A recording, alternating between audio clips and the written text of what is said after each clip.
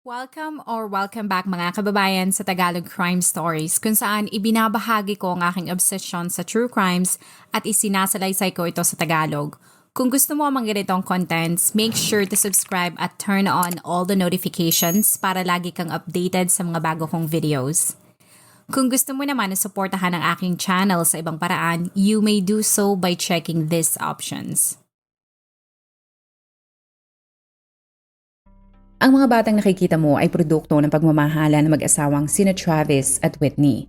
Ayon sa ulat, ang mga ito ay nagkakilala sa internet habang nakastation si Travis sa Joint Army Force Base sa Washington. At simula na magkakilala ang dalawa ay hindi na sila mapaghiwalay.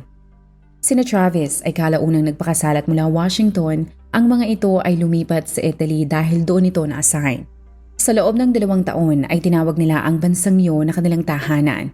Pero katulad ng ibang pamilya ng Army, sina Travis ay nag-alsabalutan na naman dahil inilipat ito sa base militar sa state ng Georgia. Pagkalipas ng 2 taon, ang pamilyang Decker ay lumipat muli dahil na-assign si Travis sa isang base militar sa Estados Unidos. Habang sila ay nagpapalipat-lipat at nagkakaroon ng maraming karanasan si Travis sa Army, ang kanilang pamilya ay lumalaki din. Ang kanilang mga anak ay sina Peyton, Evelyn at Olivia. Nang ang mga bata ay nag-iisip at nagsimula ng mag-aral, nagkasundo sina Whitney at Travis na mas mabuti na manatili ang mag-iina sa state ng Washington kung saan mas mapapadali ang pagpapalaki ni Whitney sa mga ito sapagkat doon rin nakatira ang kanilang mga kamag-anak. Bagamat mag-isa niyang pinapalaki ang 3 nilang anak, ay naging maayos pa rin ang samahan nila mag-asawa. Kung si Travis ay nadestino sa ibang lugar ay sinisigurado nito na lagi niyang tatawagan at kokontakin ang kanyang mag-iina at di rin niya nakakalimutan na batiin ang mga ito sa mga importanteng okasyon. Si Whitney ay naging matatag at ito ay nilarawan na isang ulirang ina. Ang magkakapatid ay naiulat na pumapasok sa isang paaralan na makikita sa bayan ng Wenatchee sa Washington. Bukod sa pagiging aktibo ng mga ito sa sports, ang 3 ay madalas din na mag-perform sa music theater. Sa totoo nga ay parte ang mga ito ng programa na tinatawag na Short Shakespeareans. Ang 3 ay miyembro din ng Fabulous Feet Dance Studio dahil ang mga ito ay mahilig magsayaw. Ang magkakapatid ay nilarawan din ng palakaibigan at laging nakangiti. Kung si Travis ay nasa bakasyon, makikita mo sa mga litratong ito na sinisigurado nitong magiging aktibo siyang ama. Ang mga tao ay nilarawan nitong proud at masaya sa tuwing makakasama nito ang 3 niyang mga anak. At kung pagbabasehan mo ang mga larawan na yan, maaaring sabihin mo na ang pagsasama ni Whitney bagamat meron silang mga pagsubok na pinagdadaanan ay maayos pa rin nilang naitataguyod ang kanilang pamilya. Nakailang beses din na nagpabalik-balik si Travis sa ibang bansa dahil sa kanyang trabaho bilang Army. Hanggang kalaunan ay nagdesisyon itong tuluyan na magretiro. Si Travis ay maayos na ni-discharge. Ang desisyon niyang yan ay magandang balita para sa kanyang misis dahil magkakasama na sila sa wakas pagkalipas ng mahabang panahon. Ang kanilang pamilya ay lumipat sa Wenatchee Valley. Ang ibang mga nanay sa eskwelahan na nakakakilala sa pamilyang Decker ay inilarawan si Travis na hands-on na ama. Ito ay laging makikita sa soccer practice at dance recital ng mga bata. At wala din itong pinapalampas ng mga school activities dahil gusto nitong bumawi sa magkakapatid sa mga panahon na siya ay wala sa Washington. Mula sa panlabas ay talaga namang mala-picture perfect ang kanilang pamilya. Kaya ang mga tao ay magugulat na lamang nang naghiwalay sina Travis. Ang dalawa ay naging pribado kahit ang ilan sa kanilang mga kamag-anak ay hindi alam kung ano ba talaga ang dahilan kung bakit ang mga ito ay naghiwalay. Ayon sa ulat, ang custody ng mga bata ay ibinigay kay Whitney. Ang nangyari ay talagang ikinalungkot ng pamilya ni Whitney sapagkat alam nila na simula't simula ay gusto nito na magkaroon ng buong pamilya para sa kanyang mga anak. Base sa naglabasang mga reports, kahit ang dalawa ay naghiwalay na ay naging maayos pa rin ang pagpapalaki nila sa mga bata. Kahit hindi na nakatira si Travis sa iisang bubong kasama si Whitney, ay hindi naman ito lumiban o nawala sa importanteng mga pangyayari sa buhay ng kanyang 3 mga anak. Masasabi mong perpekto ang kanilang co-parenting. Ngunit ngayong buwan lamang, ang mga otoridad ay naging abala sa paghahanap kay Travis. Ang mga ito ay nagsagawa ng isang malaking manhunt operation sa malawak na lugar na ito. Sa kadahilanan na dating Army si Travis, ang magulang nito ay sinabi na kayang-kaya nitong makasurvive sa kakahuyan na mag-isa dahil sa mahigit 1 dekada nitong karanasan sa Army. Ang mga tao ay mabilis din na binalaan ng mga otoridad na kung makita nila si Travis ay wag na mga itong tatangkain na hulihin ng Army veteran dahil malaki ang tsansa na sila ay mapahamak. Kasabay ng malawakang manhunt para mahuli si Travis, ang mga tao ay walang sawa na nagbigay ng kanilang suporta kay Whitney. Sa dami na nakikisimpatya dito, ang donasyon ay umabot na sa mahigit 1.1 million US dollars. Ngunit kahit gaano pa ata kalaki ang pera na maibigay dito, karamihan ng mga tao ay nagsabi na tila wala yung halaga kung wala na ang mga tao na pinagkukunan niya ng lakas para mabuhay. Ang nangyari sa pamilyang Decker ay mabilis na kumalat at ito ay naging viral. Hindi lamang sa USA pero nakuha din ito ang atensyon ng ibang news media outlets sa ibang bansa. Ang ilan ay hindi maintindihan ang nangyari. Sapagkat sino ang mag-aakala na sa likod pala ng mga perpektong litrato at videos ay ang isang malaking lihim na pilit itinatago ni Travis. Ayon sa kasamahan nito ay nang madestino si Travis sa Italy bagamat fit, ito ay napakatahimik na tao. Madalas itong mag-isa pero ang masipag na si Travis ay inilarawan din na may pagka-narcissist. Nang maisilang ni Whitney ang kanilang unang anak sa Italy, ang mga kapwa sundalin to ay sinabing unti-unting nakisama sa kanila si Travis. At doon pa lamang nila nalaman na mataas pala ang tingin nito sa kanyang ama.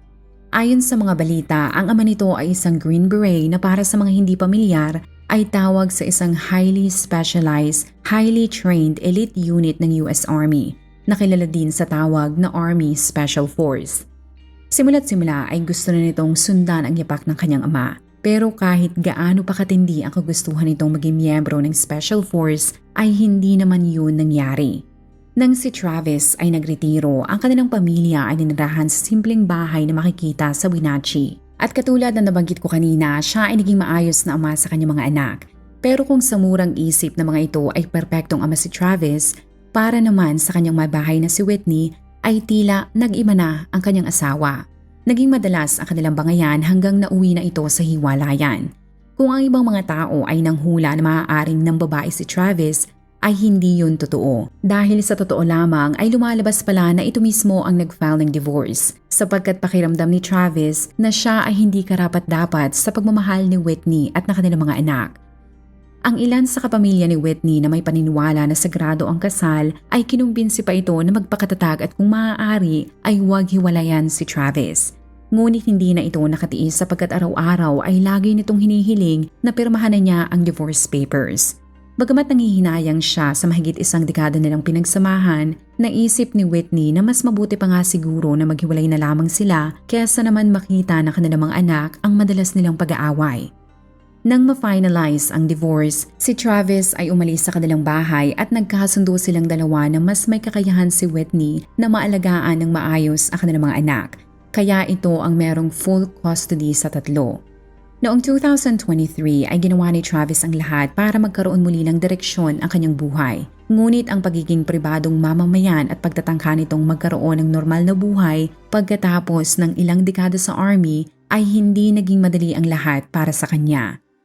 Si Travis, bagamat laging sinasabihan ng mga tao ng mga katagang salamat sa pagsiserve mo sa bayan, ay nahirapan na maka-adjust. Pero hinangaan naman ito ng mga tao dahil kahit umulan, bumagyo o kahit nagyayelo ang daan, hindi ito nawawala sa mga espesyal na okasyon ng kanyang mga anak. Ang ex-wife nito na si Whitney ay sinabi rin na lagi niya itong kausap. Hindi dahil sa meron pa silang nararamdaman sa isa't isa, ngunit paraan nila yon para magampanan ng maayos ang kanilang mga responsibilidad bilang mga magulang ng kanilang tatlong anak. Makikita mo sa footage na ito na kung merong pagkakataon ay lagi nitong dinadalaw ang kanyang mga anak at sinusundo niya mga ito para pumunta sa mall, park o kahit saang lugar. Okay, bringing it down. Bring it up. Bring it down. Noong May 30 ng nakaraang buwan lamang ay katulad ng kanilang kasunduan, si Whitney ay masayang hinalikan ang kanilang mga anak dahil sinundo ito ni Travis. Bago umalis, ang kanyang ex ay sinabi na ibabalik niya ang mga bata ng 8:30 ng gabi. Ngunit napatawag si Whitney sa pulis bandang 9:35 ng gabi ng araw ding yun dahil hindi nito ibinalik ang mga bata. Ilang beses nilang tinangkang tawagan ang cellphone ni Travis pero hindi nila ito makontak. Kaya sa desperado niyang pagtatangka na malaman ang kinaroroonan nito ay tumawag na siya sa mga otoridad. Ang mga pulis ay mabilis na umaksyon. Kinontak nila ang cellphone nito pero hindi talaga ito sinasagot ni Travis at ang tawag ay laging napupunta sa voicemail.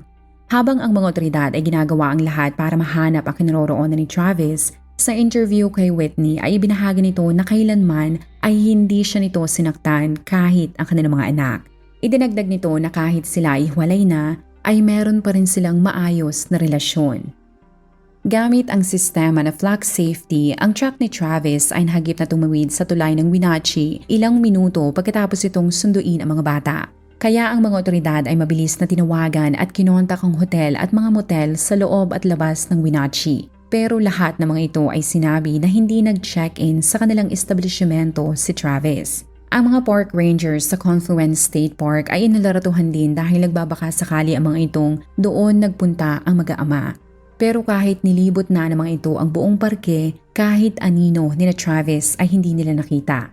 Nang walang magandang resulta ang kanilang efforts, ang mga investigador ay nagpadala din ng attempt to locate alert sa lahat ng regional agencies. Bukod sa pangalan ng mag-aama ay ibinahagi din nila ang impormasyon ng truck nito.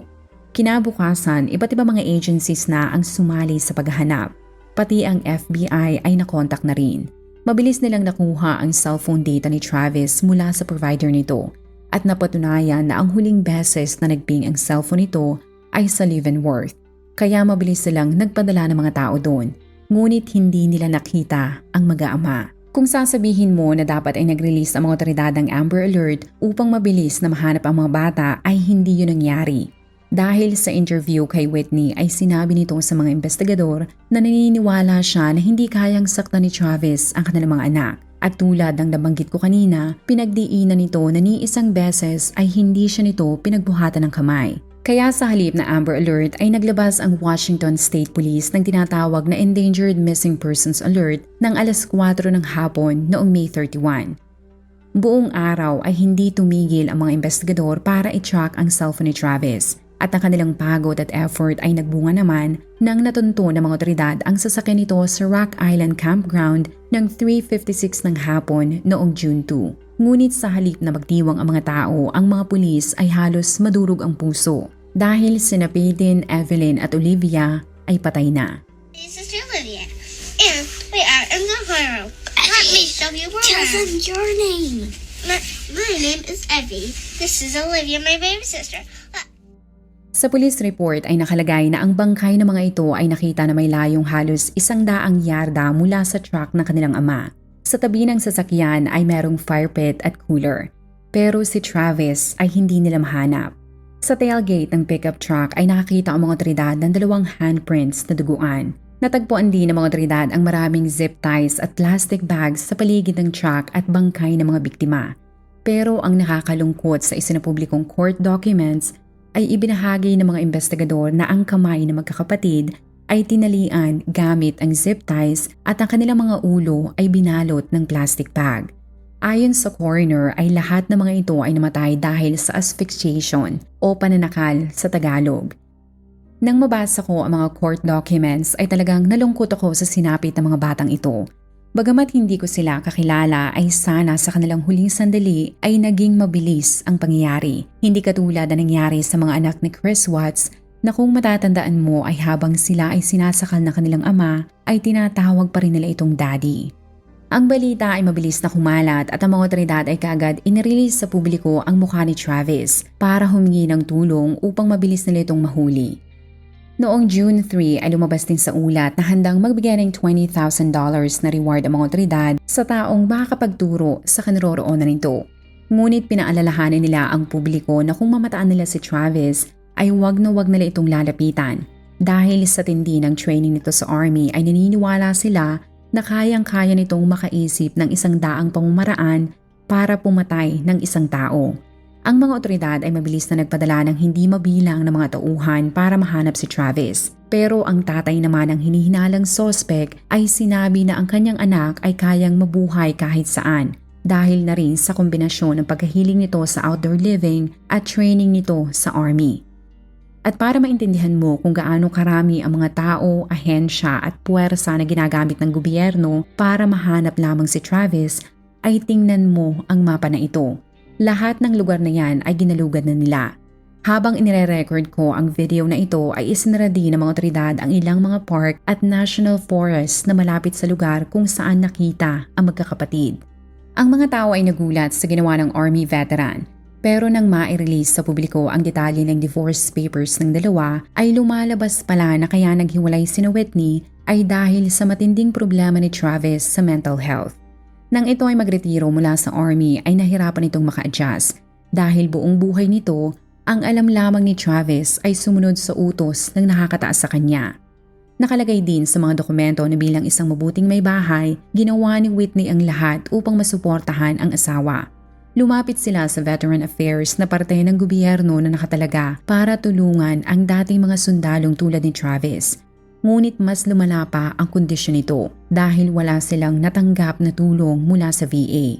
Sinabi ni Whitney na wala silang sapat na pera upang makabili ng gamot o kahit ipasok si Travis sa isang therapy dahil lahat ng sahod niya ay napupunta sa pambayad nila ng renta, panggastos ng pagkain at gastusin ng kanilang mga anak.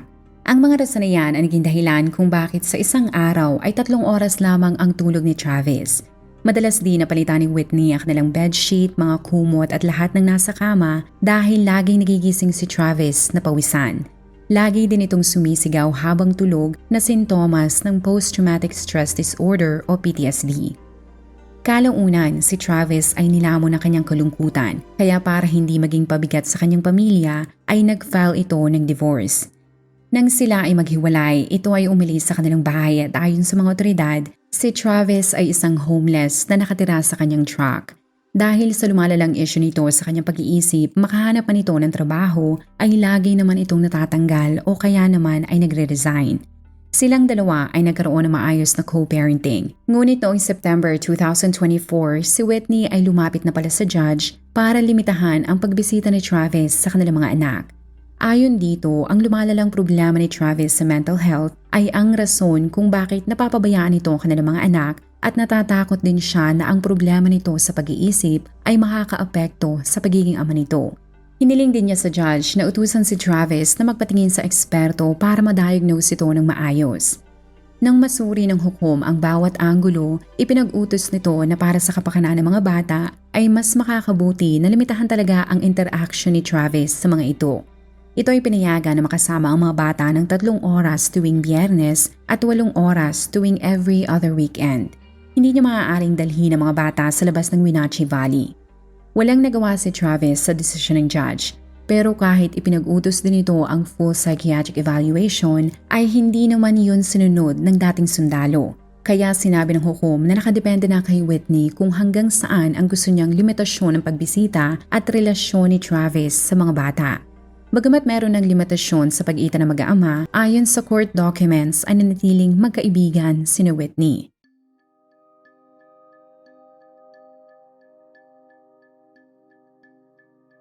Sa statement na inilabas ni Whitney ay pinagtanggol nito ang kanyang ex at sinabi na kung meron mang dapat sisihin sa nangyari ay wala ng iba kundi ang Veteran Affairs na tumangging tulungan si Travis. Ibinahagi nito na kung tinulungan lamang ng ahensya ang dati niyang asawa ay buhay pa sana ang kanyang mga anak. Ngunit kahit ano pa ang sabihin nito, kahit ano pa ang pagtatanggol niya kay Travis na ito ay merong issues sa mental health, sa mata ng mga investigador, ang pagtakas nito ay senyales na alam ng dating sundalo ang kanyang ginagawa at tila wala itong pagsisisi sa kasamaan niyang ginawa. Ayon din sa prosecutor, ang pagpatay nito sa sarili niyang mga anak ay tila planado. Isa sa mga ebidensya na gagamitin kay Travis ay ang mismong cellphone data nito, kung saan napatunayan na ilang araw bago nito kidnapin ang mga bata ay nag-search ito sa Google ng mga tanong tulad ng paano mag-relocate at lumipat sa Canada. Kung yan nga ang plano niya ay sa mapang ito ay makikita mo na hindi imposible na marating niya ang Canada dahil ang lugar kung saan nakita ang magkakapatid ay malapit lamang sa Canadian border. Ngunit ang paglalakbay nito ay hindi magiging madali dahil napakahaba na kanyang lalakarin. As of this recording ay wala pa rin nakakaalam kung nasaan si Travis. Ngunit nangako naman ng mga otoridad pati ang gobernador ng Washington na kasama ang pinagsamang puwersa ng lokal na kapulisan, FBI at state police ay inutusan na rin niya ang National Guards na tumulong sapagkat hindi sila titigil hanggang mapanagot nila si Travis sa ginawa nito sa 3 mga bata. Kung ikaw ay nakinig hanggang sa dulo ng video na ito, maraming salamat sa panonood sa episode na ito. Please consider leaving a comment or i-like ang video na ito. At kung may kaso ka na gusto mong i-cover ko, please let me know. Magandang araw sa'yo, kabayan.